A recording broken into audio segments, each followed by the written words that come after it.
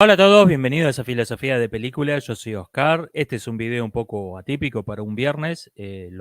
Respondiendo comentarios los suelo subir los lunes, pero esta semana estuve con unos problemas técnicos, no tuve la computadora la mayor parte de la semana, así que bueno, vamos con un respondiendo comentarios.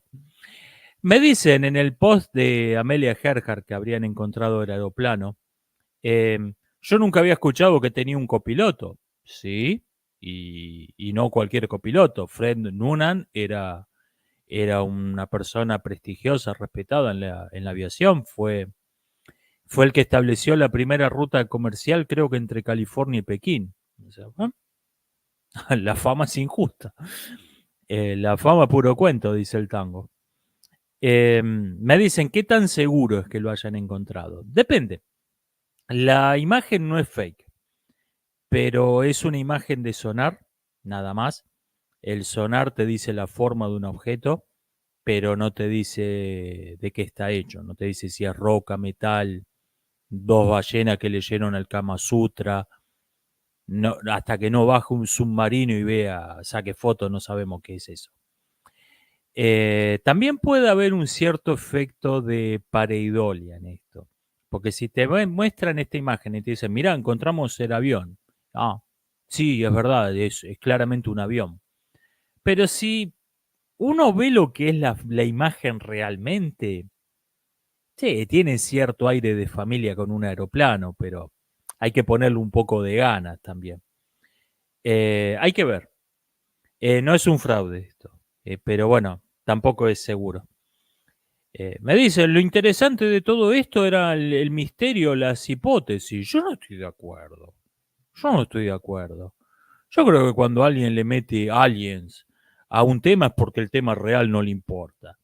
Por eso los turistas que no saben un carajo de historia, no sabe qué carajo, quién hizo los sitios arqueológicos que están visitando, cuándo, ni por qué, bueno, vamos a meterle aliens. Es propio de alguien que no le importa lo real, y yo creo que la historia real de los pioneros de la aviación es fascinante. Eh, Personas que se jugaban la vida en cada vuelo. Yo creo que es fascinante la historia real. No, no creo que haga falta meterle espías japoneses, aliens, tribus de caníbales para volverla más interesante la historia real. No, no estoy de acuerdo. Me preguntan si encontraron este avión que es más chiquito y más viejo, ¿por qué no pueden encontrar el de Indonesia, el de Malasia, creo? Porque es más grande, se estrelló hace menos, pero no tenemos la menor idea de dónde está. Lo estrelló un loco en alguna parte del Pacífico, del Índico, no me acuerdo. No, por ahí ni se sabe si del Pacífico o del Índico. Este avión más o menos se tiene una idea de dónde está. Donde, que lo hayan encontrado, supongamos que sea verdad, que lo hayan encontrado a unos 150 kilómetros de donde debía aterrizar, tiene lógica. Eh, eran, eran pilotos, eran una piloto y un navegante experto, sabían lo que estaban, no podían estar tan perdidos. El de Malaysia Airlines no tenemos la menor idea de dónde quedó. Me preguntan qué pienso sobre el triunfo de Bukele en la reelección con el 85% de los votos, creo, en El Salvador. Eh, Creo que puede convertirse en una dictadura El Salvador. Am, Eso no es donde gobierna gente que no votó nadie, precisamente. Eso, una dictadura no es donde gobierna la gente que no votó nadie. Ejemplo, Cuba, Venezuela, China, todos esos países que aman los defensores de los derechos humanos, donde no ocurre nunca ninguna violación a los derechos humanos que le preocupe. ¿No es eso una dictadura? Creo que por ahí tengo que revisar mi definición. Me preguntan de modo más serio qué pienso de la reelección de Bukele. Vea, a mí no me gusta la reelección en sí. No me gusta la institución de la reelección. Mínimo tendría que haber un mandato en el medio. Y no sé, pero mínimo tendría que haber un mandato en el medio.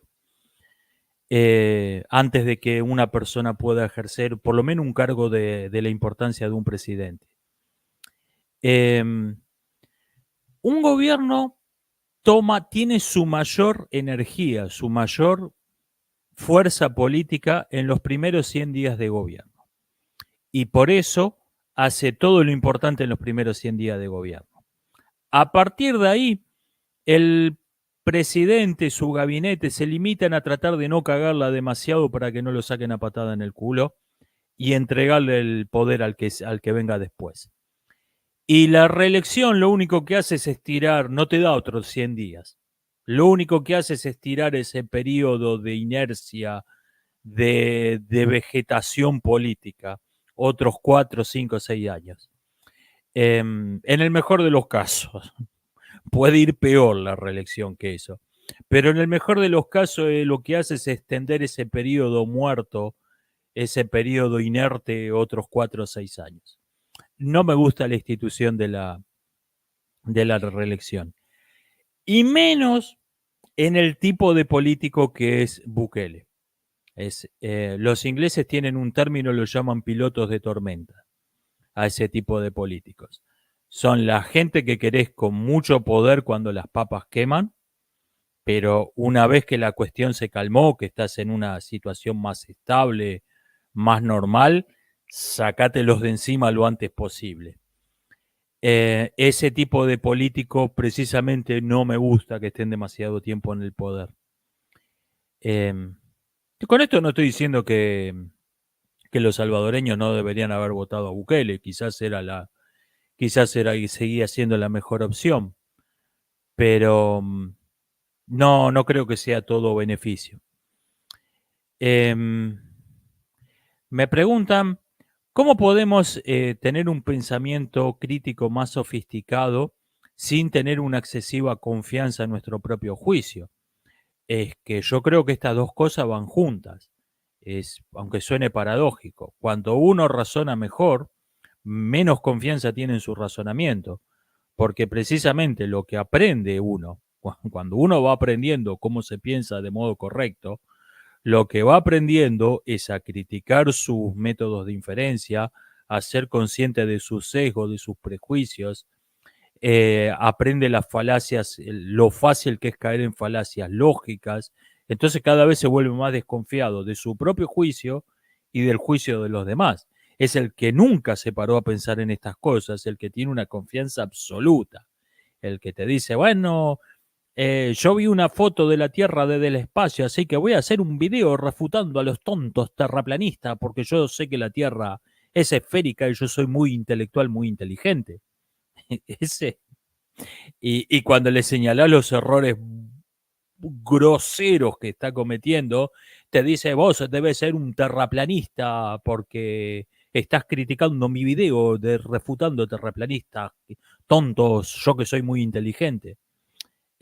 Precisamente esa gente razona tan mal porque no se critica, ¿no? Porque no revisa sus métodos. Cuando más revise sus métodos, va a razonar cada vez mejor y cada vez va a tener menos confianza en lo que dice. Así que no se preocupe por esto, no. Por volverse demasiado confidente, no se haga problema por eso. Me dicen sobre el video que copié el fragmento de un video del youtuber Moon, por cierto, me preguntaron un par de dónde lo saqué. Moon, Luna en inglés, M-U-O-O-N. Me preguntan sobre esta cuestión de que todo el mundo termina consumiendo el equivalente de caramelos en internet, teniendo acceso a toda la comida del mundo. Me dice, deberíamos tener una pirámide alimentaria informativa, una pirámide alimentaria de la información que consumimos. Está interesante esta metáfora. Yo tengo algunas reglas que podrían considerarse pirámide alimentaria de la información. Lo que pasa es que nunca lo había pensado en estos términos. Por ejemplo, tengo reglas como por cada libro sobre un pensador, tengo que leer mínimo 2 o 3 de un pensador, antes que de leer un libro sobre. Nunca leo más de un tercio de libros que tengan menos de 100 años. Tengo estas reglas, sin embargo nunca lo había pensado, que es verdad, se parecen a los grupos de alimentos, o sea, tenemos que consumir carne, vegetales, granos, tiene sentido. No, no lo había pensado, pero sí es una buena metáfora la pirámide alimentaria de la información, para no terminar consumiendo el equivalente intelectual de caramelos todo el tiempo. Me preguntan de qué modo creo que podría mejorar la historiografía presente. Yo creo que se tiene que volver a la filosofía de que el trabajo del historiador es contar los hechos como ocurrieron realmente, tratando de ser neutral, impersonal, ser consciente de sus sesgos personales, de sus prejuicios personales, de sus sesgos culturales, ser consciente de su tendencia ideológica, y tratar de hacer abstracción de todo eso y contar qué fue lo que pasó realmente. ¿Esto es humanamente posible de hacerlo de modo perfecto? ¿Ser un espejo transparente sin ninguna mancha de subjetividad que refleje los hechos tal cual como ocurrieron? No, no. Pero ese tiene que ser el ideal al que se aspire. Se tiene que abandonar esta mentalidad patética y ridícula de que, bueno, como no podemos estar totalmente libres de sesgos, de prejuicios, vamos a entregarnos por completos a nuestros egos, nuestros prejuicios, y nos vamos a inventar la historia como nos dé la gana, porque total es todo lo mismo. Excepto Aliens. O sea, por algún extraño motivo eso es lo único que no vale. Te podés inventar el pasado como quieras, pero las pirámides no la pueden haber hecho aliens. Por algún extraño motivo eso no vale. En todo lo demás, bueno, como total, la objetividad es un prejuicio eurocéntrico, colonialista, supremacista blanca, bueno, vamos a inventarnos el pasado como nos dé la gana. Esa mentalidad es ridícula, los resultados son patéticos, tiene que ser abandonada, se tiene que volver a la filosofía de que el trabajo del historiador es contar qué fue lo que pasó realmente. Me preguntan si yo voy a hacer del paraguayo del cuento Si hubiera 5 hombres justos, ¿me voy a poner en pedo para el papel? Efectivamente, me voy a emborrachar para hacer de ese papel y si hago de Nerón voy a prender fuego Roma. También, porque ¿cómo vas a hacer de Nerón sin prender fuego Roma? Em, existe algo que se llama actuar, por cierto, no sé si escucho hablar del término.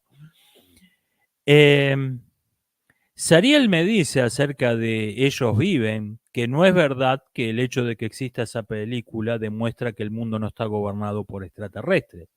Porque si el mundo está gobernado por extraterrestres disfrazados de humanos, llamarían la atención prohibiendo esa película. Entonces, dejan que la película se filme para que todo el mundo diga, ah, bueno, esto es algo que pasa en una película, no es lo que está pasando en la realidad. Acá tenemos una que puede ver, vayan a buscarla. Sí, sí, es una idea ingeniosa, no lo había pensado esto. Me preguntan también qué pienso de la interpretación de esa película que dice que los extraterrestres son los judíos. No me convence. Para empezar, Carpenter la ha rechazado explícitamente esta interpretación con un notorio desprecio. Y entiendo por qué, porque es una lectura que empobrece la fábula, empobrece la alegoría, no la mejora. Es el tipo de teoría es el tipo de teoría de fan que te tira abajo una historia, no la mejora, no le agrega un plus interesante. De hecho, la destruye. ¿De qué trata Ellos viven? Saquemos el único elemento fantástico que son los extraterrestres. ¿De qué trata realmente? Pues toda la película es totalmente realista. ¿De qué trata realmente Ellos viven? La fábula te está diciendo que cosas que los medios de comunicación, la escuela, los discursos de los políticos, te presentan como problemas que hay que solucionar, como síntomas de crisis, como algo que salió mal, eh, es en realidad el modo normal en que funcionan las cosas. Por ejemplo, para una economía de mercado, que haya cierta cantidad de trabajadores golondrinas es algo útil, porque te sirve para completar los huecos con, con los vaivenes de las temporadas, como el, qué sé yo, hay negocios que trabajan más en verano, otro negocio que trabajan más en invierno. Con los vaivenes de la temporada, te quedan huecos en el mercado laboral que se llenan mucho más fácil habiendo un cierto porcentaje de trabajadores golondrina que como jornada, que si tenés que contratar gente, bueno, vamos a tener que traerlo de algún lado, vamos a tener que construir casas, es mucho más complicado, si no. Ahora, si vos sos un trabajador golondrina como jornada, conviene que creas que lo que está pasando es anormal. Conviene que creas que hay una crisis, que estamos en una recesión, hay una crisis de empleo. Eh, el hecho de que no pudiste terminar la escuela es un síntoma de crisis, algo salió mal. Estás así por culpa de la corrupción, de la incompetencia de los políticos. Entonces un día viene y alguien te explica, mira, no, que haya gente como vos es lo normal, así funciona el sistema está diseñado para que haya un cierto porcentaje de trabajadores golondrina. Y esto supongo que cuando te enterás por primera vez te debe cabrear bastante.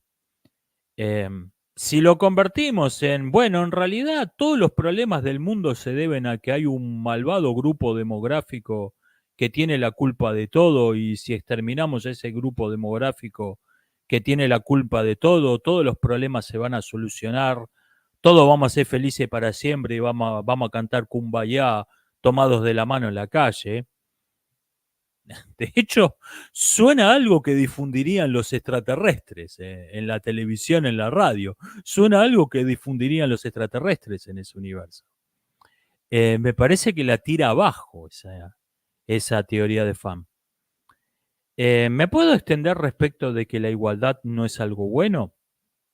En realidad no hay mucho, lo dije la semana pasada.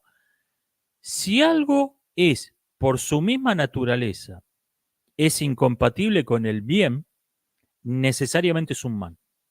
Necesariamente, no circunstancialmente, bueno, es así en la realidad.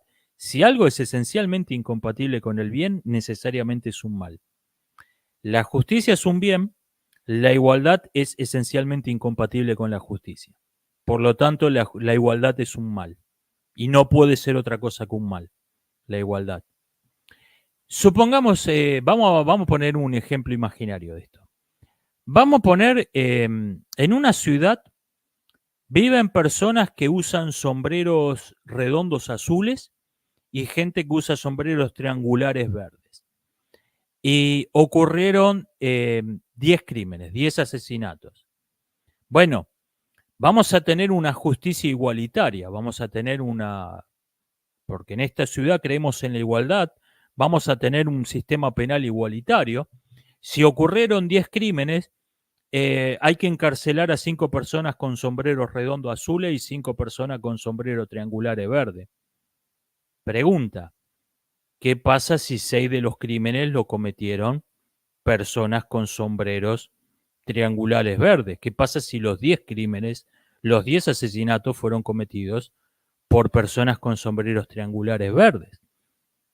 Necesariamente tenés que dejar mínimo, salvo que por pura casualidad hayan sido 5 y 5, tenés que dejar, si vas a meter preso a 5 personas de sombrero azul y 5 personas de sombrero verde, si no fue el caso, si fueron 6 y 4 los asesinatos, necesariamente vas a tener que meter preso un inocente y vas a tener que dejar libre, vas a tener que dejar impune un crimen. Necesariamente. La igualdad es esencialmente incompatible con la justicia. Por lo tanto, la igualdad es necesariamente un mal y no puede ser otra cosa que un mal. Me dicen, Marx no tiene un punto al hablar de que hay privilegiados y oprimidos.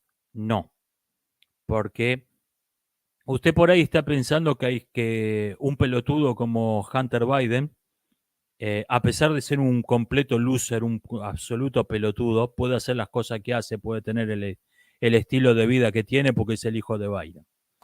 Y hay gente que nace en un campamento esclavista, en un campamento minero esclavista dedicado a juntar diamantes en África. Esa persona no tiene ninguna chance en la vida porque nació ahí. Usted quizá está pensando en esto. No es a eso a lo que se refiere el discurso marxista con privilegiados y oprimidos. Los privilegiados a los que se refiere el discurso marxista son grupos con características intrínsecas hereditarias que tienen conciencia de clase, o sea, tienen un egoísmo colectivo, son como los extraterrestres de ellos viven, son eh, mantienen toda una farsa de instituciones públicas, son absolutamente egoístas en su grupo y dentro de su grupo tienen un altruismo propio de santos.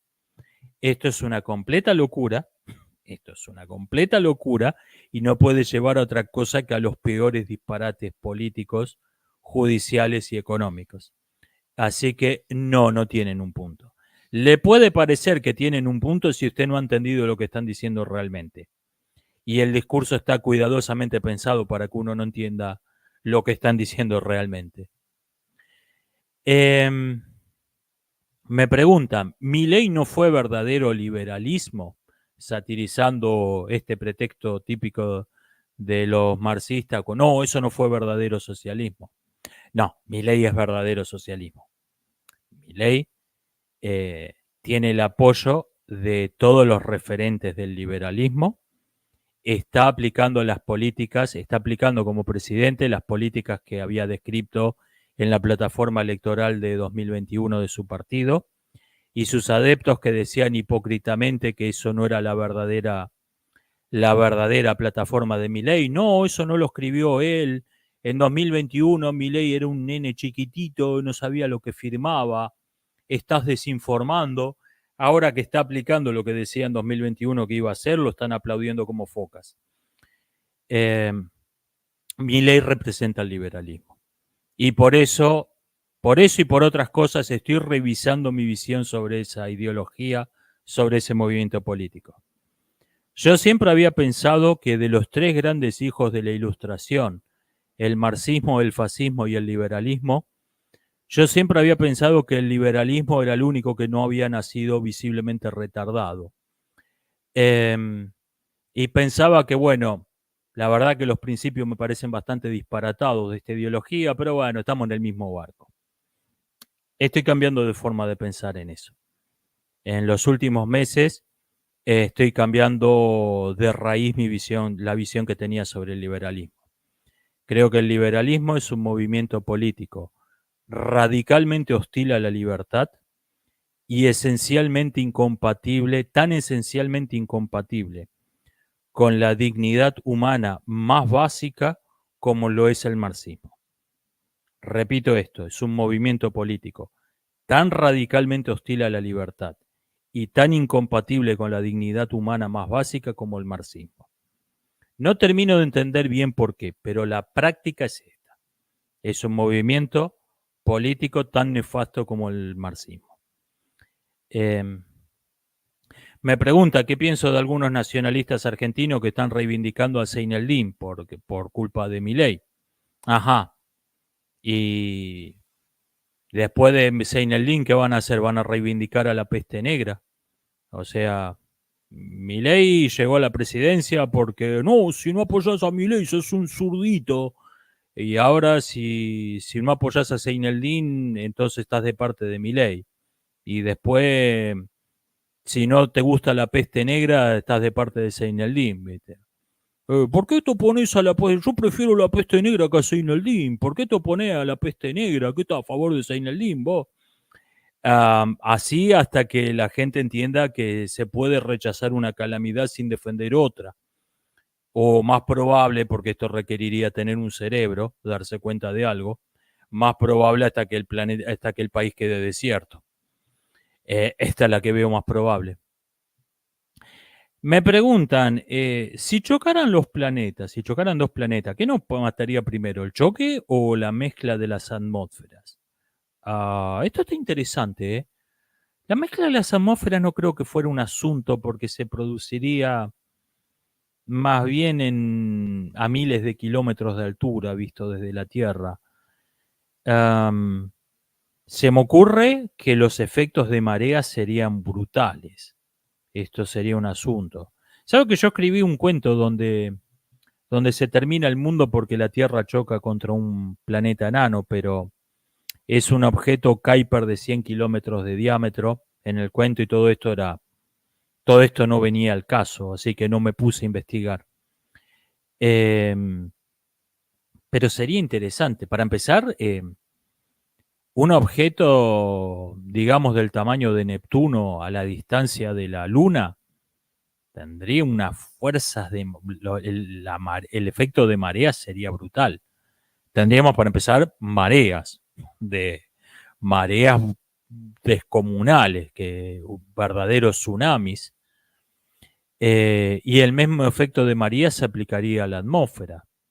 Se me ocurre que la atmósfera se haría como una pelota de rugby, donde se tendría una densidad enorme en el eje que apunta al planeta que viene a chocar con la Tierra, y quedaría al revés, quedaría chatita o desaparecería por completo y la gente moriría asfixiada en, en los otros dos en los otros dos lados, en el eje perpendicular. Eh, si no es tanto como para morir asfixiado, por lo menos habría un calor brutal en un eje y un frío polar en el otro. Y cuando el planeta estaría más cerca, hay que ver si el efecto de marea no provocaría terremotos también. Esto sería interesante preguntarle a alguien que sepa del tema, alguien que sepa de física. Si, si quiere responder en la caja de comentarios, bienvenido. Esto es lo que se me ocurre por sentido común. En mi cuento, repito, es una bola de hielo de 100 kilómetros de diámetro, nada de esto era relevante. Sí, la información astronómica que se dice en ese cuento es correcta, pero nada de esto venía al cuento, así que nada de esto era relevante. Los efectos de marea de un objeto de 100 kilómetros de diámetro es totalmente despreciable, así que no investigué nada de esto. Pero está interesante para alguien que sepa del tema. Esto ha sido todo por hoy. Nos estamos viendo. Hasta la próxima.